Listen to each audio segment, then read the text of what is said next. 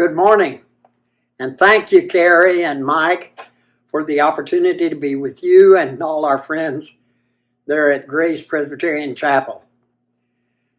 My assignment was to speak a bit about hope and the story of Simeon in the second chapter of the Gospel of Luke.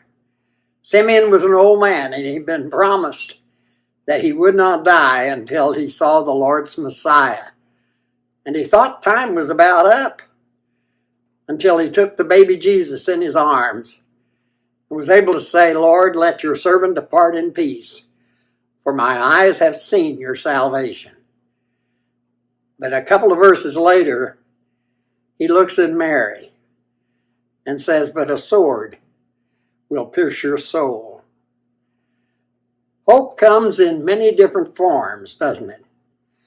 Sometimes it comes to us because we choose it. Viktor Frankl used to say, "Nobody can take from me what I choose to respond, the way I choose to respond to whatever it is that comes my way." I have that freedom, and I'll always have that freedom. Some people are simply hopeful because they choose to be hopeful. Some people are hopeful because they're inspired by heroes and heroines, like the medical personnel who've given themselves so heroically to so many people, or families that have struggled with financial and educational difficulties. Heroes, all of them.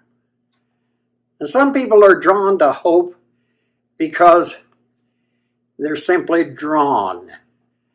That's the story of Jesus, isn't it? When people looked into his eyes and they stood in his presence, it was as if they were drawn to hope and grace and love, because that's who he was. The whole message of the Bible is the fact that God is the beginning and the end. You and I live in the parentheses of God and God. In the beginning, it says, "In the beginning was God." And God created the heavens and the earth. And the last of the book of Revelation, 21 and 22, says, "I saw a new heaven and a new earth, for the first heaven and the first earth had passed away. And I saw Jerusalem, New Jerusalem, coming down out of heaven as a bride adorned for her husband." Jesus said, "I am the Alpha and the Omega, the beginning and the end." And you and I live in the parentheses of the creative power of God and the commitment of God to bring to completion what he set in motion. We come from God and we return to God, and we live out every moment in God's presence. And whether we feel it or not, nothing can take away that assurance.